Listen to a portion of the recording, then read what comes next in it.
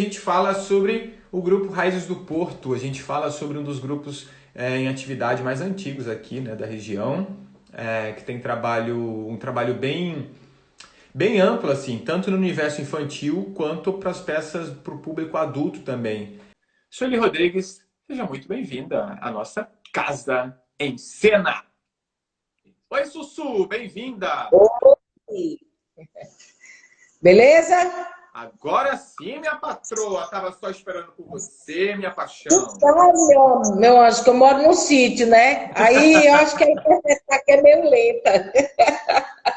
Tranquilo, perfeito.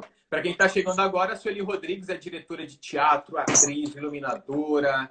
É uma técnica muito completa, assim, uma pessoa que pensa no espetáculo de uma maneira muito geral. É muito bonito. Como ela é atriz, ela tem todo um macete para trabalhar com ator. Como ela tem muita disciplina com a iluminação, o ator que não segue a iluminação, meu irmão, não trabalha com ela. Então é uma lei aí fácil. E a gente vai descobrindo assim, uma maneira de trabalhar muito gostosa. A Sueli é muito generosa. E eu queria te agradecer, Sussu, por participar hoje aqui com a gente dessa live. Muita gente estava ansiosa aqui. Não tem nem o que agradecer, né? É um prazerzão enorme. E dizer que você que é generoso, ficar falando dessas coisas todas boas a meu respeito, eu me sinto orgulhosa. Lindo. Obrigada. É muito Imagina. generoso. Sueli, você é nordestina de Garanhuns, aquela terra maravilhosa que a gente teve o prazer de ir juntos uma vez para o espetáculo. E eu sinto que essa delícia toda que tem o Nordeste fica muito presente nas suas obras, na linguagem, quando você traz para o teatro. Conta um pouquinho dessa tua trajetória, né, de como você já fazia teatro lá e veio para Rondônia. Eu já fazia teatro lá em Garanhuns, né? E participei muito de muitos trabalhos e muitos festivais, porque Recife a efervescência é grande, né? Não só na área musical, em todas as áreas culturais. Então, o teatro não fica atrás.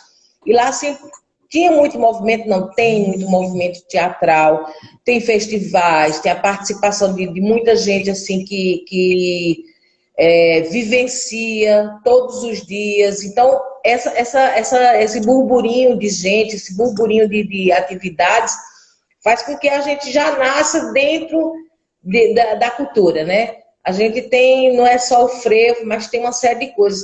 E a gente não pode negar, o Fabiano pode até dizer, porque quem nasce em Pernambuco acaba absorvendo todas essas questões que o Estado proporciona para a gente, né? Essa influência que a gente teve de tantos povos, né? Franceses, holandeses, por conta das invasões, né? E os mouros, e ainda a questão indígena, a questão dos quilombolas. Então, tudo isso dá uma influência muito grande e faz uma mistura muito grande na cultura. E isso a gente já nasce, fica enraizado na gente. Eu acho que é por aí, né? Assim, eu me sinto privilegiada, posso dizer, de estar sempre envolvida com isso, porque desde criança eu já nasci num berço cultural, né? E isso faz com que a gente pense cultura 24 horas. Penso que é mais ou menos isso. Verdade. Su, e como é que começa a tua história com Raízes do Porto, né? Porque você vem para Rondônia na década de 80, se eu não me engano, final de 80 ou começo de 90? Na década de 90 mesmo, porque se bem que quando a gente está contando os anos, né, diz que até o ano 90 é década de 80, né? Só 91 que passa a ser década de 90, mas eu vim para Rondônia na década, no ano de 90, 1990, para fazer um concurso público, né? Aproveitei na minha bagagem, trouxe teatro. Então, vim fazendo, eu digo, eu tenho que sobreviver de alguma forma, e comecei fazendo teatro. A gente foi apresentar no interior, com vocês e eles. E como eu fiz esse concurso público, passei e comecei a trabalhar. Então, isso aí me dava uma certa segurança para que a gente pudesse fazer o trabalho de teatro paralelo, né? E daí eu consegui, antes de entrar o concurso, demorou muito para chamar, foi um atropelo grande para todas as pessoas que fizeram esse concurso. Mas daí eu já tinha participado do SESC, já fui funcionário do SESC lá em Pernambuco, E quando cheguei aqui, o pessoal me convidou para trabalhar e pediu um currículo, eu apresentei o currículo, aí eles aprovaram e eu já comecei a trabalhar no SESC, antes de entrar na Canga do Boi, e a gente resolveu montar esse espetáculo e começamos a trabalhar com ele.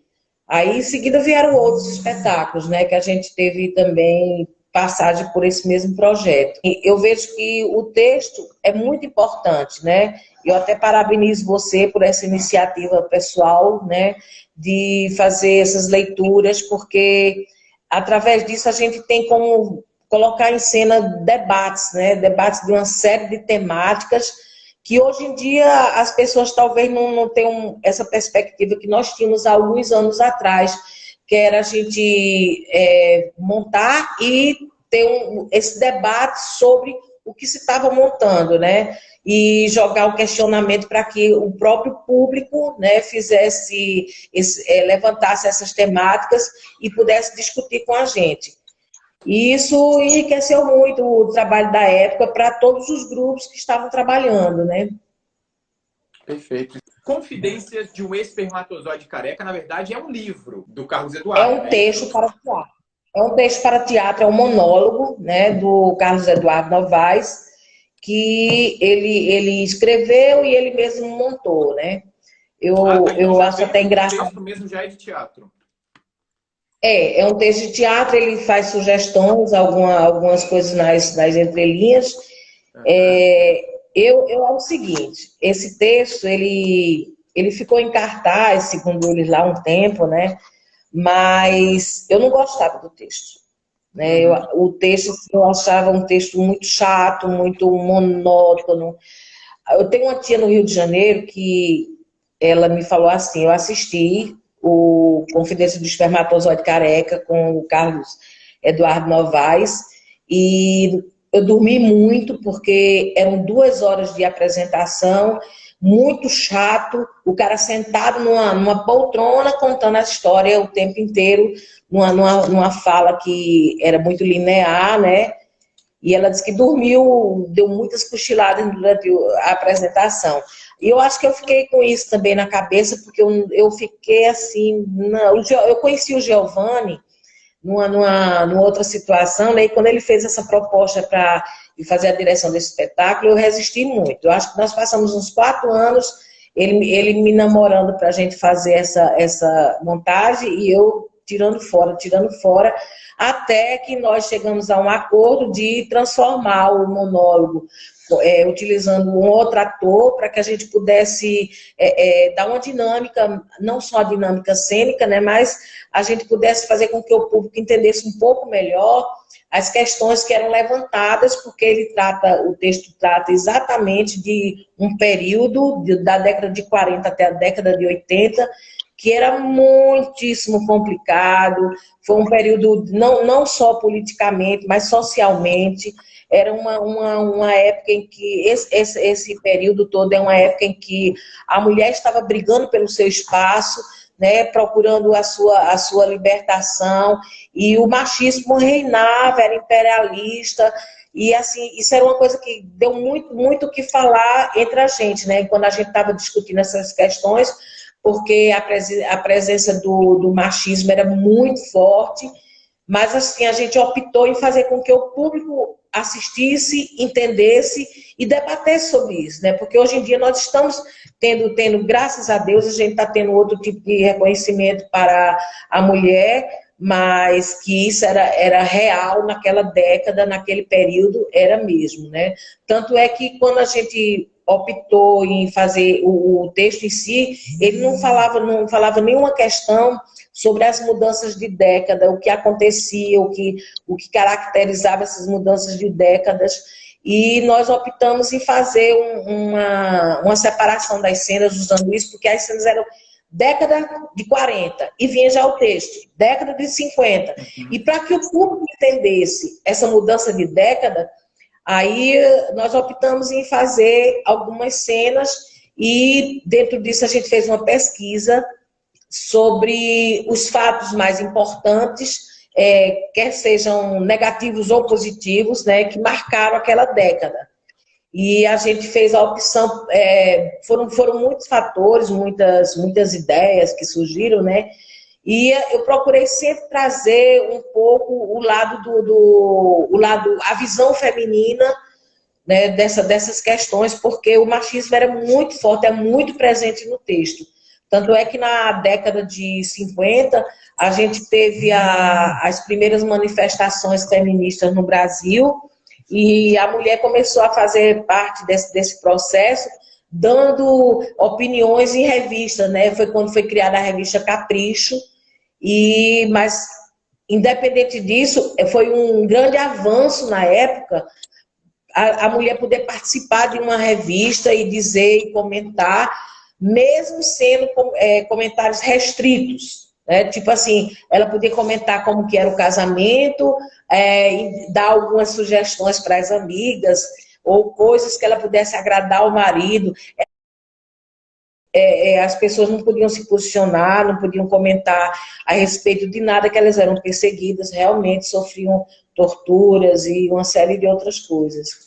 E é bem interessante o jeito que o autor brinca com essa relação da seriedade da ditadura militar, por exemplo, de um tom muito leve e irônico, né?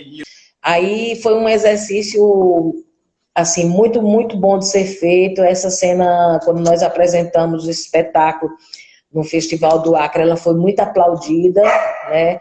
E as pessoas gostaram bastante, porque disseram que esse espetáculo, eu tinha conseguido, enquanto diretora, fazer com que o texto se transformasse realmente no trabalho teatral. Legal. Fica por aqui, vai acompanhando com o GG, e aí eu vou bater um papinho com ele agora, tá bom? Beleza, tranquilo. Beijo, obrigado. Beijo para você, Juninho, para todo mundo. E sabe, a gente tá aí de novo para comentar o Avoar, né? Agora a gente vai receber Giovanni Berno, ele que atua em teatro desde 85, quando iniciou no grupo Presença, no Rio Grande do Sul. Ele se graduou em Publicidade e Propaganda e desde 2000 ingressou no grupo Raiz do Porto, realizando várias montagens e se destaca, claro, Confidências de um Espermatozoide Careca. Ele é formado em jornalismo pela Uniron e tem no currículo aí como ator cerca de 20 montagens. GG, Giovanni Berno. Oi, GG! Rapaz, tá me ouvindo? Tô te ouvindo. Me ouvindo? Eu tava aqui, parecia aquele ator estreante na coxia, esperando a hora de entrar. Agoniadérrimo. E não chegava nunca. Não chegava nunca. Tava dando aquelas borboletas no estômago, aqui faltou só a vontade de ir pro banheiro. GG, bem-vindo. Obrigado por aceitar esse convite, tá bom? Imagina, prazerzaço. Que legal. GG, muita gente conhece já da televisão, de alguns trabalhos na publicidade, você é um jornalista já muito conhecido aqui em Rondônia, e muita gente te conhece como o Espermatozoide Careca. E nós estreamos em 1º de novembro de 2000, né? E foi um sucesso já na estreia, graças a Deus as pessoas adoraram, e a partir dali a coisa só aumentou, né? Então foi assim. E é engraçado como marca, né? Os meninos estavam lembrando aqui das propagandas de TV da época. E eu também lembro isso, criança, mas eu lembro exatamente mas eu não vi o espetáculo, só fui ver depois já adolescente para adulto, assim. Tive esse privilégio, e aí o privilégio de poder fazer o espetáculo com você também. Bebezinho. Quê? Eu era bebezinho ainda quando tu via. Eu era bebezinho quando eu fiz. Olha isso, gente. Era só a capa da gaita. Titela. Olha isso aqui, Jesus. Pelo amor de Deus, Giovanni. O Jailton aqui, maravilhoso. Que maneiro. Vamos de texto? Bora. Chega mais, Espermatozoide Careca. Permita-me que eu me apresente. Sou o espermatozoide 10.426/40. Sou, portanto, um espermatozoide da década de 40, que, segundo os espermatólogos, deu uma das melhores safras do século. Deu espermatozoides como Pelé, John Lennon, o Severino, o porteiro do meu prédio, uma grande figura. Eu me lembro dos meus velhos e bons tempos de espermatozoide.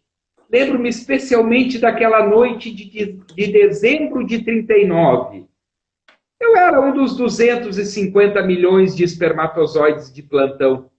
Eu não sei se vocês já viram um acampamento de espermatozoides de plantão, já? É mais ou menos como um acampamento militar. Alguns jogam baralho, outros escrevem cartas, mas a maioria mesmo se dedica aos esportes aquáticos. Sim, porque a grande prova de sobrevivência é ali, nas correntezas do líquido seminal. E eu treinava duro, gente, o dia inteiro. Era para derrotar o espermatozoide 209.998. Era um sujeito assim baixinho, troncudo, a cara do Espiridião Amin. Ele era assim o favorito em todas as bolsas e sacos de apostas. Devia ser o quê? Umas 10 horas. Isso, umas 10 horas quando os testículos do papai deram uma balançada. O velho fora se deitar e nós ficamos ali, atentos, que era para saber quais seriam as suas intenções. Por um instante ficou tudo calmo, o velho parecia ler alguma coisa à espera do sono, tudo indicava que não teríamos ação naquela noite, mas de repente todos percebemos que ele parecia penetrar em uma zona de turbulência. Imediatamente acenderam-se placas luminosas. Atenção, espermatozoides de plantão com destino ao óvulo Gina, escalas no útero e trompas de falópio. Sigam as placas luminosas e apertem os cintos. E não fumem. Por favor, abotoem os capacetes, coloquem suas mochilas e entrem em posição de alerta. Eu pensava nas minhas chances. Como é dura a vida de um espermatozoide. Eu pensava em vários companheiros meus que se dedicaram anos e anos a fio e no momento de entrar em ação deram com a cara na porta. Muitos desapareceram nas malhas dos preservativos. Outros foram miseravelmente cuspidos em um lençol.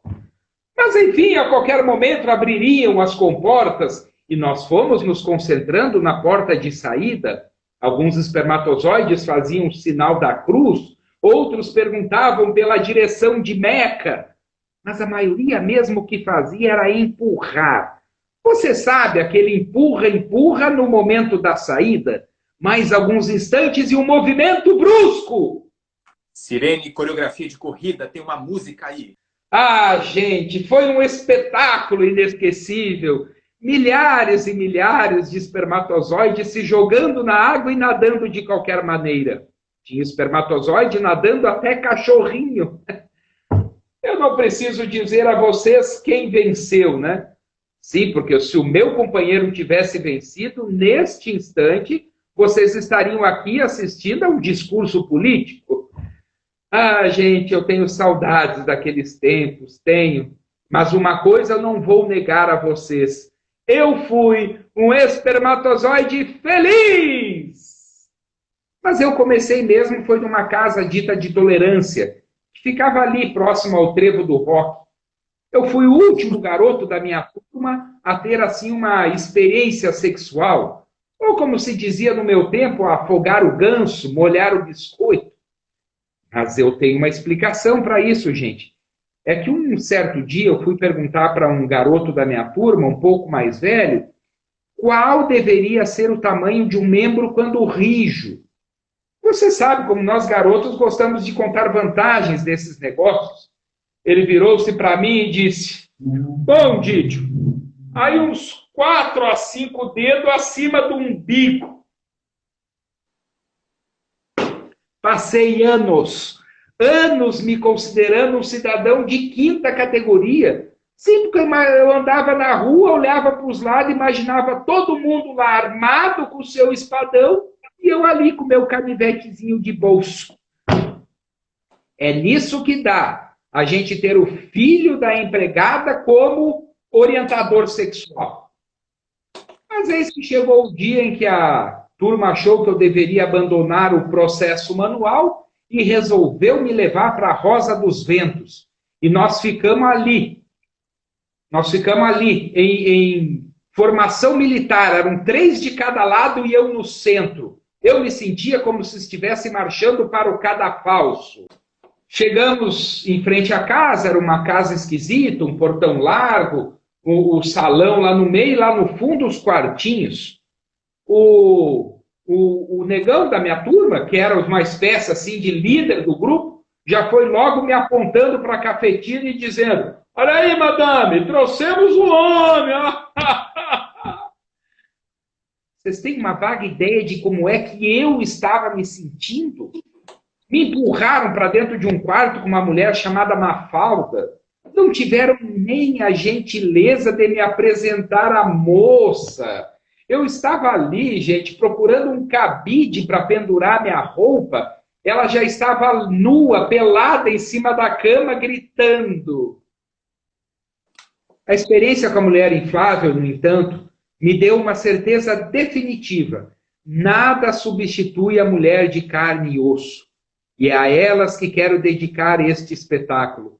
Sem me esquecer, nem por um instante sequer, dos meus sofridos companheiros de sexo.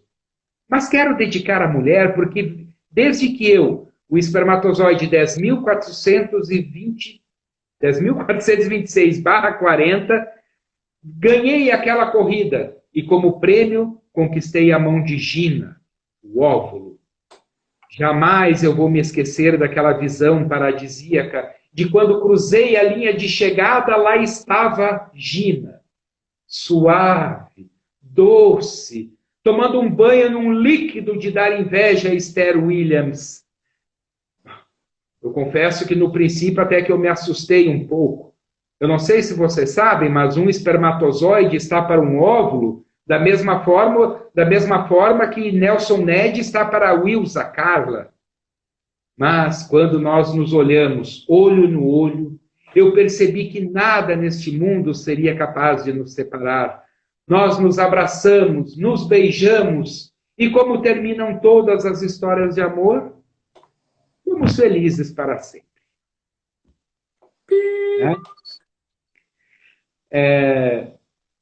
E ainda no finalzinho ele complementa assim: está sendo ótima esta viagem pela vida, mas uma coisa eu não posso negar, eu tenho saudades daqueles tempos. Ah, isso eu tenho. Na verdade, eu não sei até do que eu tenho mais saudade, se da barriga da mamãe ou dos testículos do papai.